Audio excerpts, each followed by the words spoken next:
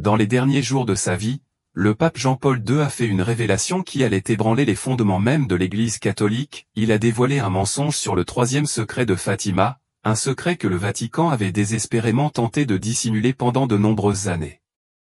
Cette révélation nous invite à affronter la vérité qui se cache derrière le troisième secret de Fatima et les mystères qui l'entourent depuis longtemps.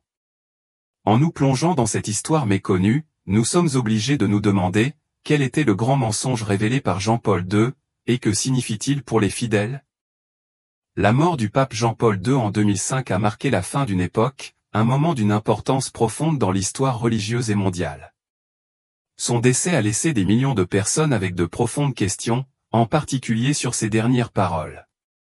Parmi ces questions sans réponse, l'une des plus intrigantes concerne le troisième secret de Fatima.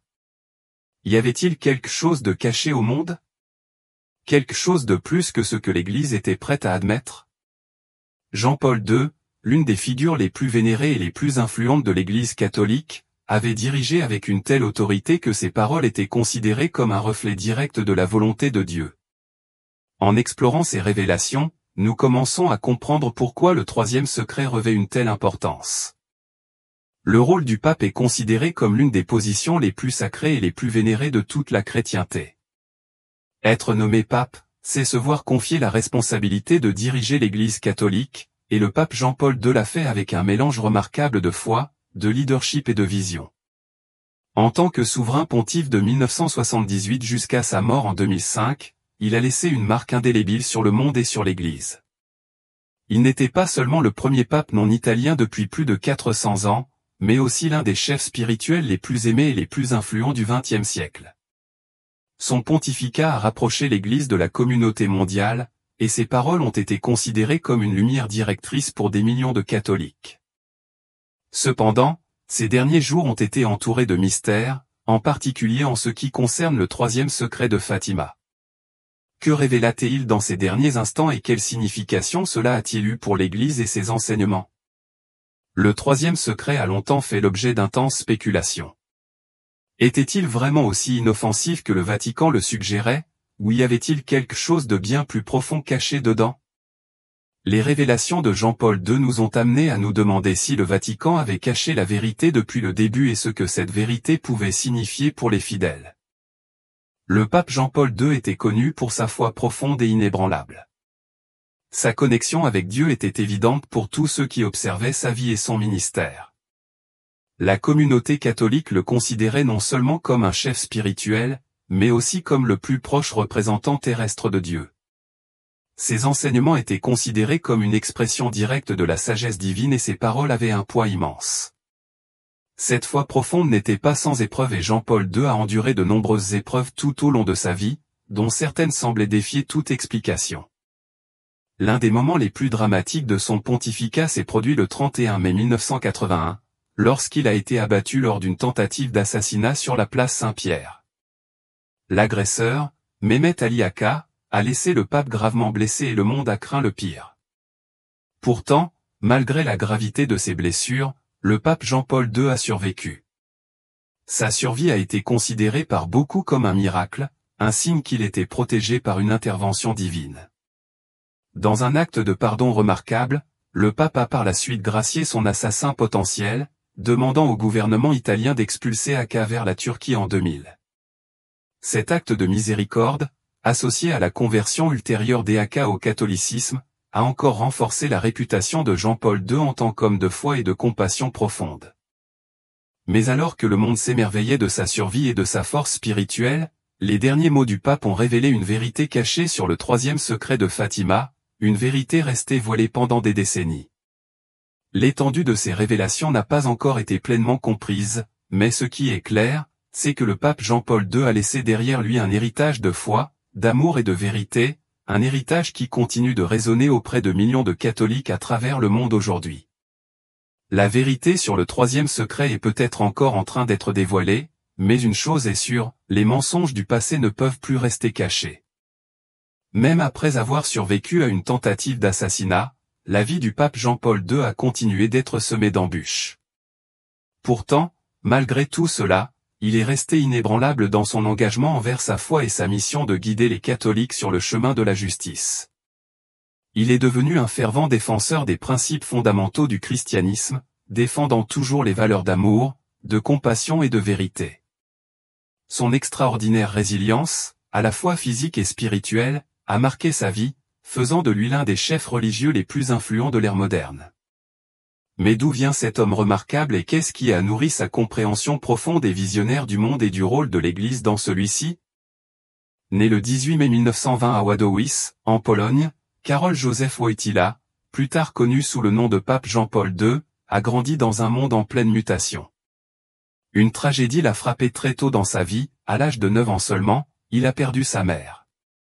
3 ans plus tard, son frère aîné est également décédé, le laissant affronter les épreuves de la jeunesse sans le soutien de sa famille immédiate. Malgré ses pertes précoces, Jean-Paul II a développé une base solide de foi et de résilience, se tournant vers diverses activités pour enrichir sa vie. Jeune homme, il s'est intéressé au sport, en particulier au ski et à la natation, équilibrant ses activités physiques avec un fort dévouement académique. En 1938, il s'est inscrit à l'université de Cracovie, où il a commencé à étudier le théâtre et la poésie. Cependant, son parcours universitaire a été brusquement interrompu par le déclenchement de la Seconde Guerre mondiale et l'invasion nazie de la Pologne. En 1939, l'université de Cracovie est fermée et le pays est occupé, ce qui oblige Jean-Paul II à réévaluer son parcours. C'est au cours de ces années de turbulence qu'il ressent un appel plus fort et plus profond à la vie spirituelle. Il décide d'entrer au séminaire, faisant ses premiers pas vers le sacerdoce.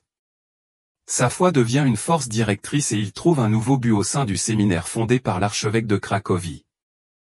La vocation religieuse de Jean-Paul II l'amène sur un chemin qui va changer non seulement sa vie mais aussi l'avenir de l'Église catholique. Il est ordonné prêtre en 1946, après avoir terminé ses études de théologie, et continue d'approfondir sa compréhension des enseignements de l'Église. En 1948, il s'installe à Rome, où il obtient son doctorat en théologie, ce qui lui permet d'affiner encore davantage ses connaissances intellectuelles et théologiques. Son séjour à Rome lui donne les outils dont il a besoin pour retourner en Pologne, où il servira dans différentes paroisses de Cracovie, gagnant une réputation de dévouement et de soins pastoraux. Son leadership exceptionnel et sa sagesse spirituelle ne sont pas passés inaperçus. En 1958, Jean-Paul II a été nommé évêque auxiliaire d'Ombié, 6 ans plus tard, archevêque de Cracovie. Son ascension rapide au sein de la hiérarchie de l'Église a témoigné de son intelligence, de sa foi et de sa dévotion aux enseignements du Christ. Mais c'est sa participation au Concile Vatican II, qui a commencé en 1962, qui l'a véritablement marqué comme une figure clé de l'avenir de l'Église. Le Concile a cherché à moderniser l'approche de l'Église, en adaptant ses doctrines pour répondre aux défis d'un monde en mutation rapide. Les idées théologiques de Jean-Paul II ont joué un rôle crucial dans la définition de cette nouvelle orientation et, en 1967, le pape Paul VI l'a élevé au rang de cardinal. En 1978, un événement capital s'est produit qui allait changer le cours de l'histoire, Jean-Paul II a été élu pape, devenant ainsi le premier pontife non italien depuis plus de 400 ans. Son élection, qui intervient après la mort soudaine du pape Jean-Paul Ier, qui n'avait exercé son ministère que pendant 33 jours, marque le début d'un pontificat extraordinaire. À seulement 58 ans, Jean-Paul II est l'un des plus jeunes hommes jamais élus à la papauté, et son leadership va avoir un impact profond sur l'Église et le monde. En tant que pape, l'influence de Jean-Paul II s'étend bien au-delà du Vatican. Au cours de son pontificat, il visite plus de 100 pays, diffusant un message de paix, de foi et d'amour du Christ. Ses voyages ne sont pas sans danger, car il fait face à de nombreuses menaces de mort, mais il reste déterminé dans sa mission. Au cours de ces épreuves, il continue de défendre les droits de l'homme, dénonçant l'oppression et l'injustice partout où il les voit. Il recherche sans relâche la paix dans les régions en proie à des conflits et milite pour l'allègement des souffrances dans le monde. Le pape Jean-Paul II est particulièrement connu pour sa compassion et son engagement à aider les personnes en situation de pauvreté ou de crise. Son profond sens de l'empathie pour ceux qui souffraient l'a conduit à rechercher constamment des moyens d'apporter du soulagement aux régions les plus démunies du monde. Il était un ardent défenseur de la dignité de la personne humaine, dénonçant toujours les injustices sociales et l'exploitation des populations vulnérables. Les années 1980 ont été marquées par ses voyages incessants et sa participation à des événements mondiaux, où il a offert un accompagnement spirituel à des millions de chrétiens. Cependant, à l'approche des années 1990, la santé du pape Jean-Paul II a commencé à décliner. En 1992, il a subi une intervention chirurgicale pour retirer une tumeur intestinale, ce qui a marqué le début d'une période de fragilité croissante. Malgré sa santé déclinante, il a continué à remplir ses fonctions papales, faisant preuve d'une endurance remarquable face à l'adversité. Son engagement envers sa mission n'a jamais faibli et même si sa force physique a diminué, son influence spirituelle n'a fait que se renforcer. La vie du pape Jean-Paul II a été un témoignage de foi, de résilience et d'un engagement indéfectible au service des autres. Son héritage continue de résonner profondément auprès des gens du monde entier, et ses enseignements restent un guide pour des millions de catholiques. Sa vision extraordinaire de l'avenir, associée à sa foi profonde, lui a permis de devenir l'un des papes les plus aimés et les plus influents de l'histoire. Au cours des années suivantes, il a subi des chutes qui ont entraîné une luxation de l'épaule et une fracture du fémur, mettant en évidence sa perte d'agilité. En 1996, il a subi une appendicectomie, un autre signe de la détérioration de sa santé. En décembre 1995, un incident inquiétant s'est produit lorsque le pape Jean-Paul II a été victime d'une crise de vertige, le forçant à annuler la traditionnelle célébration de Noël. Au fil des années, ses responsabilités sont devenues de plus en plus difficiles à assumer. Sa santé fragile est devenue un obstacle important à l'accomplissement de tout ce qu'il désirait. Le déclin de la santé de Jean-Paul II est devenu évident lors de ses apparitions publiques au Vatican. Les gens ont commencé à remarquer ses difficultés à faire des mouvements simples et même à entretenir des conversations. En 2001, l'un des médecins du Vatican a révélé que le pape souffrait de la maladie de Parkinson, une maladie qui provoque des raideurs musculaires et des tremblements constants. Dans les derniers jours de sa vie, en février 2005, le pape a contracté ce qui semblait être une légère grippe, mais elle s'est rapidement transformée en quelque chose de beaucoup plus grave. L'infection a provoqué une inflammation aiguë du larynx, entraînant des spasmes qui l'empêchaient de respirer. Il a été emmené à l'hôpital Gemelli pour y être soigné. Au début, il semblait se rétablir, mais à la fin du mois de février, ses problèmes respiratoires sont revenus et se sont aggravés. Il a été hospitalisé à nouveau et les médecins ont confirmé que son état se détériorait rapidement. En réponse à la situation, une trachéotomie a été nécessaire, une intervention chirurgicale visant à créer une ouverture dans la trachée pour faciliter sa respiration. Bien que l'intervention ait amélioré sa capacité à respirer, elle a eu une conséquence difficile, le pape a perdu la capacité de communiquer avec les gens et avec Dieu. C'était un moment que personne ne souhaitait vivre. La voix avec laquelle le pape Jean-Paul II bénissait les fidèles était sur le point de se taire pour toujours. Il commença à communiquer par gestes et, à une occasion, il apparut à la fenêtre de l'hôpital pour saluer les fidèles. Déjà incapable de parler, le simple geste d'un signe de la main émut profondément ceux qui le voyaient, faisant monter les larmes aux yeux des fidèles. Le 20 du mois suivant, lors du dimanche des rameaux, le pape fit une nouvelle apparition. Frêle, on le vit lever un rameau d'olivier devant. Les pèlerins se rassemblèrent à la basilique Sainte-Marie-Majeure. L'image du pape suscita une vive émotion chez les personnes présentes, venues de divers endroits pour voir le chef spirituel. 2 jours plus tard, un rapport indiquait que le pape Jean-Paul II ne répondait plus au traitement médical. Sa santé était à ses limites et l'avenir devenait de plus en plus incertain. À partir de ce moment, la santé du pape Jean-Paul II continua à se détériorer et les médecins perdirent espoir malgré tous les efforts pour le maintenir stable. À la fin du mois de mars 2005, la nouvelle de son état avait déjà fait le tour du monde, suscitant des réactions diverses. L'Église s'est plongée dans un profond silence tandis que l'anxiété grandissait de jour en jour. Beaucoup se demandaient si le moment de son départ pour rejoindre Dieu était enfin arrivé. Après avoir fait face à de nombreuses complications de santé, il semblait inévitable que la fin soit proche. Le Vatican, habituellement un lieu plein de vie et d'activité, est devenu un espace de réflexion et de silence. Les dirigeants catholiques du monde entier ont commencé à réfléchir à l'avenir de l'Église en cas de décès du pape. Le 31 mars, vers 11 heures du matin, un événement inquiétant se produit. Le pape décide d'assister à la messe dans sa chapelle privée, sans savoir qu'une nouvelle crise est sur le point de se produire. Au cours de la messe, il est soudainement pris de frissons et de fièvre causée par une grave infection urinaire. La situation s'aggrave rapidement, affectant ses systèmes vitaux et affaiblissant encore plus son corps. Les médecins du Vatican agissent rapidement, administrant des antibiotiques pour combattre l'infection. Cependant, le corps du pape est déjà trop affaibli et les médicaments n'ont pas l'effet escompté.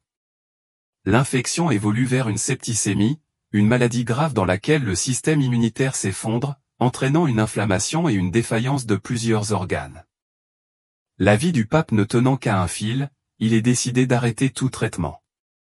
Malgré cela, une équipe médicale hautement qualifiée reste à ses côtés pour l'aider à respirer. Alors que l'hôpital du Vatican soigne d'autres patients, la chambre de l'appartement pontifical devient la dernière demeure de Jean-Paul II. À ce moment-là, tout semble incertain. La nouvelle de son état critique s'est rapidement répandue et des foules ont commencé à se rassembler autour du Vatican, offrant des prières et des mots de soutien à l'un des plus grands chefs spirituels de l'histoire. Le 2 avril 2005, le moment tragique est arrivé. Le pape Jean-Paul II est décédé paisiblement dans son appartement du Vatican à 21h37. Il avait 84 ans et 317 jours, un peu plus d'un mois avant d'avoir 85 ans. Les rapports indiquent qu'il est mort en prière, face à la fenêtre, la main droite levée comme pour saluer la foule rassemblée sur la place Saint-Pierre. Des témoins ont affirmé qu'il a rendu son dernier souffle alors qu'il essayait de dire « Amen ». La troisième lumière allumée dans l'appartement papal a été le signal de sa mort, confirmé après que l'électrocardiogramme n'a montré aucune activité pendant plus de 20 minutes. Au cours de son dernier jour, le pape s'est consacré à la recherche de la face de Dieu et a écrit plusieurs lettres aux églises. Certaines de ces lettres contiendraient des secrets qu'il connaissait. Le Vatican a récemment publié une étude officielle détaillée sur les dernières semaines de vie du pape, préparée par l'équipe médicale qui l'accompagnait.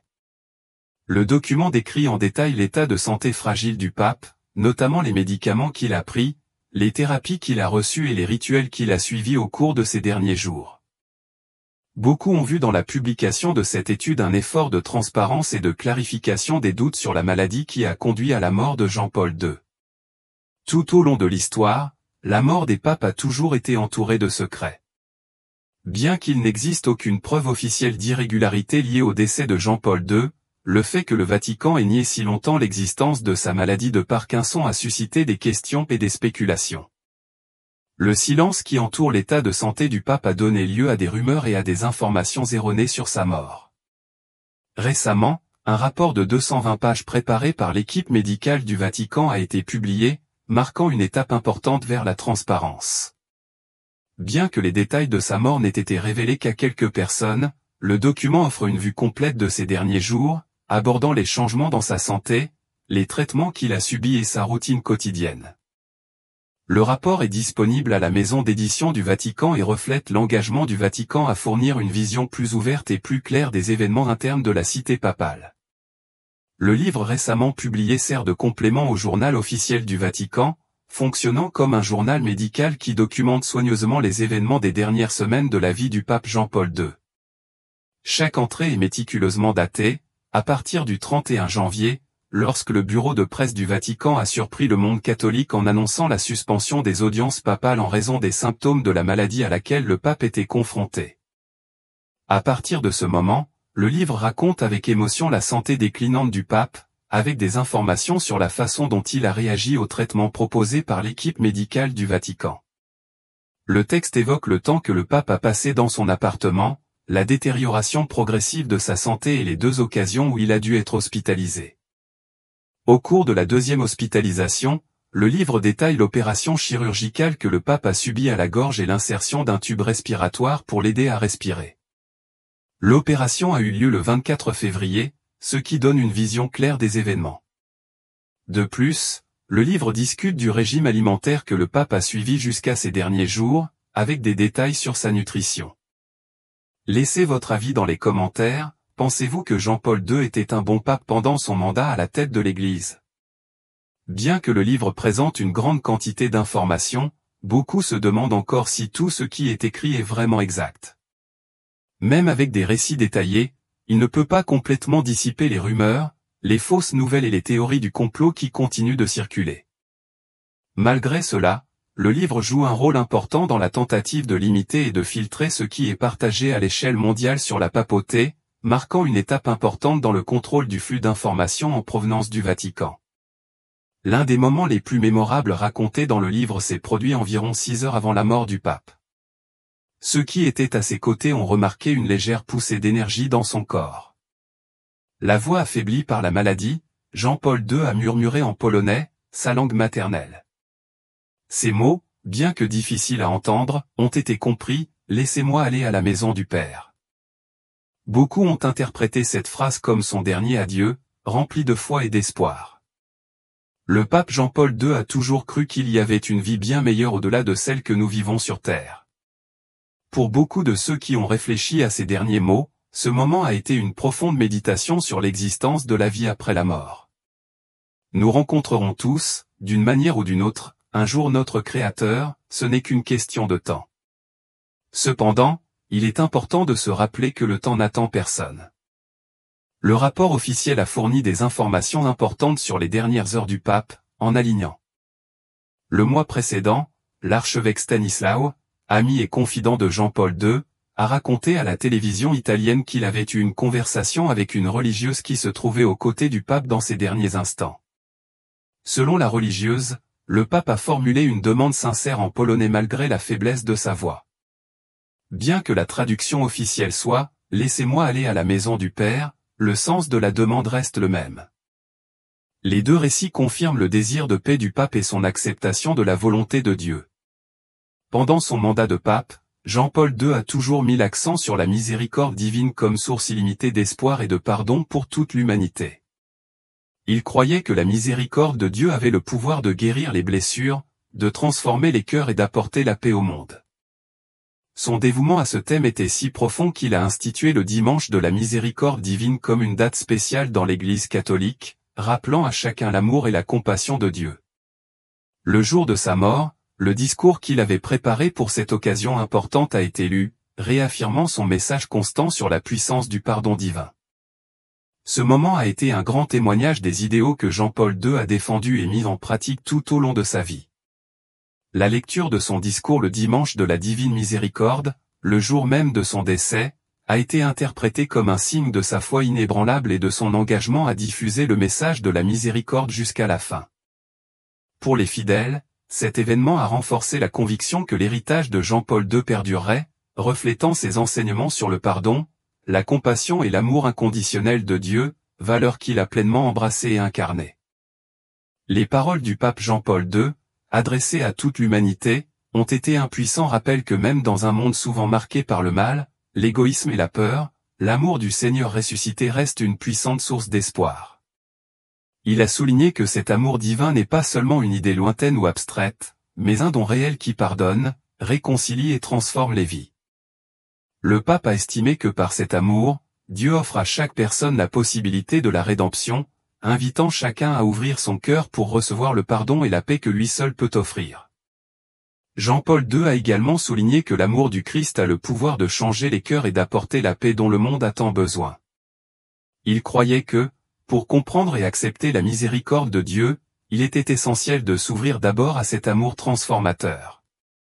Son message était une invitation à abandonner la peur et l'égoïsme, pour accepter le pardon et la réconciliation que Dieu offre. De cette manière, il a transmis un véritable espoir que même dans les moments les plus difficiles, la miséricorde divine peut rétablir la paix et l'harmonie dans la vie de chacun. Dans un texte prophétique écrit avant sa mort, Jean-Paul II s'est penché sur l'évangile du dimanche de la Divine Miséricorde, soulignant l'importance des marques laissées par les blessures du Christ ressuscité. Il a expliqué que lorsque Jésus est apparu aux apôtres après la résurrection, il portait encore les cicatrices de la crucifixion, que le pape a qualifiées de « blessures glorieuses ». Pour lui, ces cicatrices ne sont pas seulement des rappels de souffrance, mais une représentation de la miséricorde éternelle de Dieu offerte à toute l'humanité. Jean-Paul II a vu dans ces blessures un symbole de l'amour divin, infini et rédempteur, porteur d'espoir et de pardon. Le pape a également souligné l'importance de ces blessures dans l'histoire de l'apôtre Thomas, qui a douté de la résurrection de Jésus. Il a expliqué que, avec une profonde compassion, le Christ a invité Thomas à toucher ses blessures pour confirmer la réalité de la résurrection et dissiper tout doute. Pour Jean-Paul II, ce geste de Jésus symbolisait une invitation à tous ceux qui, à un moment donné, luttent avec leur foi. Les plaies glorieuses du Christ sont donc un témoignage vivant de la miséricorde divine et un appel à croire et à faire confiance à l'immense amour de Dieu. Le pape Jean-Paul II croyait que les cicatrices du Christ après la crucifixion étaient un témoignage clair de l'immense amour de Dieu pour toute l'humanité. Il affirmait que ces plaies glorieuses symbolisaient non seulement le sacrifice de Jésus mais révélaient aussi l'infinie miséricorde de Dieu. Pour lui, ces marques démontraient combien Dieu a aimé le monde, au point de donner son Fils unique pour sauver l'humanité. Ce message renforçait sa conviction que l'amour de Dieu dépasse notre compréhension, se manifestant pleinement à travers des actes de pardon, de compassion et de sacrifice. Cette conviction s'est reflétée dans les actions du pape lui-même, en particulier lorsqu'il a pardonné à l'homme qui a tenté de l'assassiner. Pour Jean-Paul II, le pardon était une démonstration concrète de l'amour divin, qui n'a pas de limite et est capable de vaincre n'importe quel mal.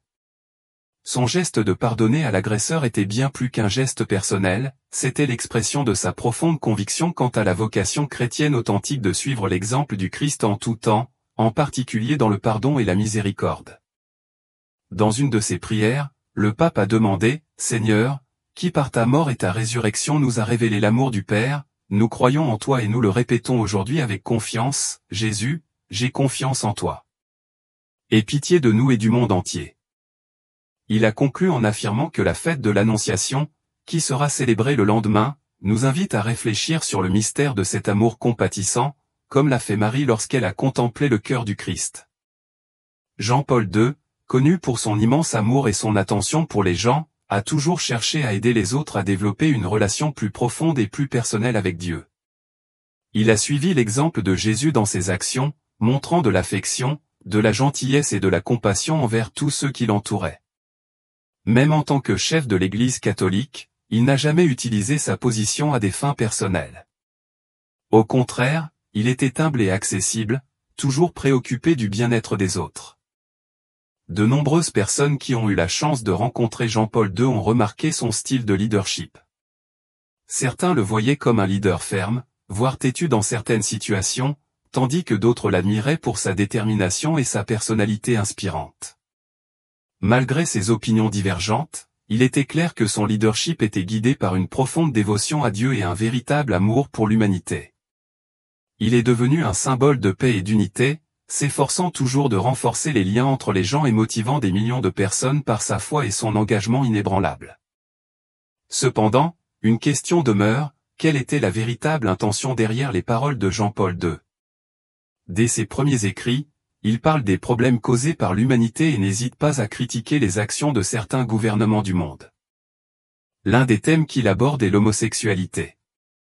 La première fois qu'il évoque ce sujet dans ses encycliques, c'est en 1993, dans le document Veritatis Splendor, où il affirme que les actes homosexuels sont un mal intrinsèque, rejetant l'opinion de certains théologiens qui remettent en question la position de l'Église sur le sujet, affirmant qu'ils sont moralement inacceptables. Pour Jean-Paul II, les actes homosexuels sont compris comme une manière d'utiliser le corps d'une autre personne plutôt que comme un échange mutuel et amoureux qui, selon lui, ne peut être véritablement vécu que dans l'union entre un homme et une femme. Dans sa doctrine, il considère que ces relations sont le résultat d'un choix délibéré de la volonté, tout en reconnaissant que l'orientation homosexuelle n'est pas toujours un choix intentionnel. Jean-Paul II met également en évidence les aspects eschatologiques, c'est-à-dire les événements liés à la fin des temps. Dans une lettre ouverte, très respectée parmi les catholiques, il aborde la seconde venue du Christ, soulignant l'importance de maintenir toujours vivante l'attente de cet événement. Les mots exacts de Jean-Paul II furent « la seconde venue du Christ à la fin des temps », tout en nous rappelant la première venue historique du Christ, nous invite aussi à regarder avec espérance vers sa seconde venue à la fin des temps. Cette perspective eschatologique, qui oriente la vie chrétienne vers les réalités ultimes, est un appel constant à l'espérance et à l'engagement dans l'Église et dans le monde. Ces paroles renforçaient la vision du pape selon laquelle l'attente de la seconde venue du Christ devrait être un point central dans la vie des chrétiens. Il croyait que cette espérance devait maintenir vivante la foi et renforcer l'engagement envers Dieu, en particulier dans les temps d'incertitude et de défis. Jean-Paul II expliqua que pour les chrétiens, la fin de l'histoire humaine ne devait pas être considérée simplement comme un événement lointain, mais comme quelque chose qui avait déjà commencé avec la venue du Christ, sa mort et sa résurrection. Ces événements, considérés comme les plus importants de l'histoire, ont ouvert un nouveau chapitre pour l'humanité, offrant à chacun la possibilité d'une nouvelle relation avec Dieu, fondée sur le salut par le Christ. Les paroles de Jésus, rapportées dans Jean 5, 25, résonnent profondément, l'heure vient, et elle est déjà venue, où les morts entendront la voix du Fils de Dieu, et ceux qui l'auront entendu vivront. Alors que la résurrection des morts est traditionnellement associée à la fin des temps, le message de Jésus évoque quelque chose qui se déroule déjà dans le présent, la résurrection spirituelle, la vie nouvelle que le Christ a apportée par son œuvre rédemptrice. C'est le mystère de la renaissance spirituelle, une transformation profonde qui, selon le pape Jean-Paul II, est le véritable but du salut offert par le Christ. Il s'agit d'une renaissance impliquant à la fois l'eau et l'esprit, essentielle non seulement pour l'avenir de l'humanité mais aussi pour son présent. Cependant, son pouvoir transformateur ne se réalise que chez ceux qui reçoivent le don de Dieu et le vivent par leurs actions et leurs choix. Le pape Jean-Paul II, un homme dont la sagesse et la perspicacité ont laissé une marque indélébile sur l'Église, a fourni dans ses écrits une feuille de route claire pour l'humanité. Dans ses lettres et ses enseignements, il a décrit le plan divin de Dieu pour l'humanité, offrant des conseils sur la façon de vivre une vie en accord avec les principes divins.